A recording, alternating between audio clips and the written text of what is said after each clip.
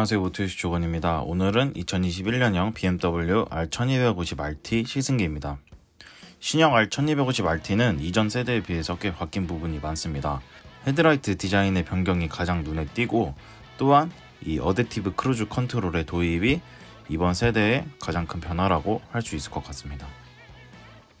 헤드라이트부터 사이드 페어링의 디자인도 모두 변경되었고요. 그와 함께 이 대형 TFT 계기판이 적용된 것 역시도 변화 포인트라고 할 수 있습니다. 엔진은 이전 세대와 동일한 1254cc 수평대형 2기통 엔진으로 이제 유로5 배출가스 기준을 충족합니다. 최고 출력은 136마력, 최대 토크는 143Nm로 이전과 같습니다. 가장 눈에 띄는 것은 역시 앞서 말씀드렸듯이 헤드라이트 디자인의 변화입니다. 이전에는 위아래로 이렇게 눈이 컸던 느낌이었는데 이제 눈이 좌우로 넓게 찢어지고 인상이 날카로워졌습니다. 또 어댑티브 헤드라이트 기술이 적용되었습니다. 앞뒤 하중에 따른 바이크의 자세와 상향등 조정 여부에 따라서 조사각이 위아래로 바뀌고 코너링 헤드라이트도 적용됩니다. 코너링 라이트는 바이크의 기울기에 따라서 라이트가 더 켜지는 방식은 아닙니다. 그래서 코너링 라이트의 작동 여부를 처음에 알아차리기가 어려웠는데 이게 매우 자연스럽게 작동하는 방식이어서 그랬습니다. 결론부터 말하면 바이크가 기우는 방향과 반대로 기울어지는 방식입니다.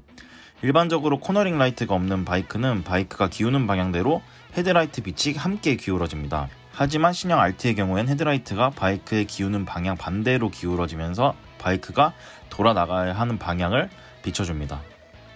이건 신형 GS도 마찬가지인데 불이 더 들어오는 방식보다 이질감 없고 자연스러운 더 진부한 기술이라고 판단됩니다.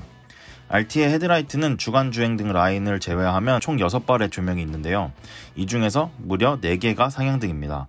하향등은 가운데 조명 중에서 윗부분의 조명이 반사되어 아래쪽을 비추는 방식이고, 상향등을 조작하면 헤드라이트 전체가 위로 올라갈 뿐 아니라 모든 조명이 켜집니다. RT의 장르인 투어러를 감안했을 때 이 사용 환경이 이 도시부터 아주 어두운 가로등이 없는 교외까지 다녀야 하기 때문에 그런 상황을 모두 고려한 설정이라고 볼 수 있을 것 같습니다. 다음으로 눈에 띄는 것은 10인치 풀컬러 TFT 계기판입니다. BMW의 계기판은 온보드 컴퓨터로 매우 많은 정보를 제공합니다. 스마트폰 연동은 물론 블루투스 헬멧과 연동도 가능합니다. 이 10인치 계기판에서는 매우 많은 정보를 한 번에 또 멋지게 띄울 수 있습니다. 계기판을 이렇게 저렇게 조작해보는 재미도 매우 좋았습니다. 속도계 RPM 게이지뿐 아니라 다양한 주행 데이터, 라디오, 음악 등등을 옆에 함께 띄울 수가 있습니다. BMW 어플리케이션과 연동해 주행 루트부터 속도, 전자장비 작동 등 세부적인 주행 데이터도 확인할 수 있었습니다. 하지만 결정적으로 아쉬운 점이 있는데 여전히 국내에선 내비게이션 사용이 불가하다는 점입니다. 애플 카플레이나 안드로이드 오토도 지원하지 않기 때문에 국내에선 내비게이션은 여전히 사용하지 못합니다. 그래서 우리나라에서만큼은 10인치 디스플레이의 장점이 조금 반감되지 않았나 생각합니다. 디스플레이 오른쪽에 위치한 수납 공간에는 스마트폰 무선 충전도 지원하고 작동 방법도 잘 만들어 뒀는데요. 이것도 결국 스마트폰을 거치대에 거치해야 한다면 여기서 충전은 못하기 때문에 더 아쉽게 꼽히는 점이었습니다.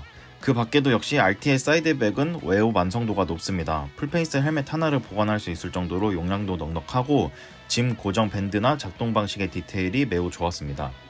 충전 탑바스까지 장착하면 2명분의 장거리 투어용 짐은 문제없이 넉넉히 보관할 수 있습니다. RT의 주행 감각은 매우 탁월합니다. 텔레레버 구조의 프런트 서스펜션, 샤프트 드라이브 방식 등 전형적인 RT의 구성이 이미 이전부터 완성도가 매우 높았기 때문입니다. 하지만 이번 신모델 시승 차량은 기존의 RT가 사용하던 세퍼레이트 핸들바가 아닌 파이프 핸들바가 적용되어 있었습니다.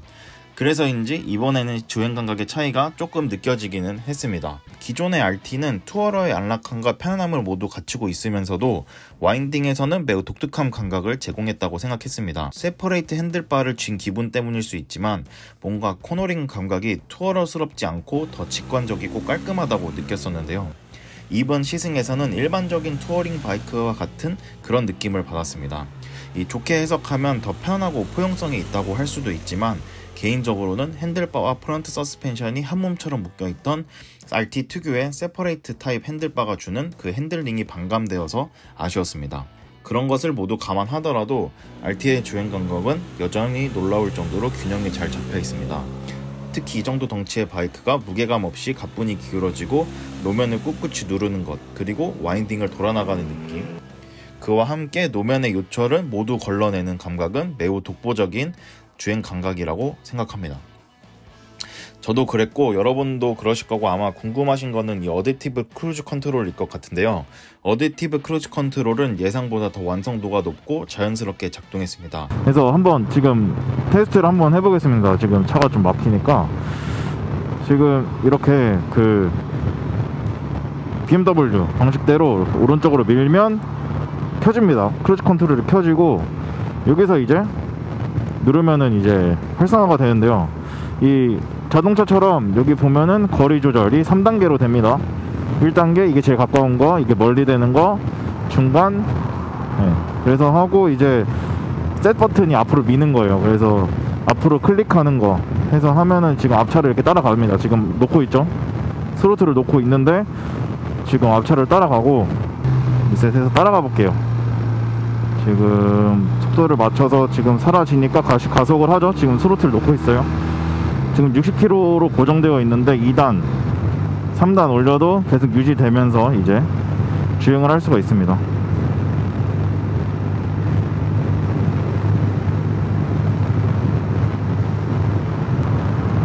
만약에 차가 끼어든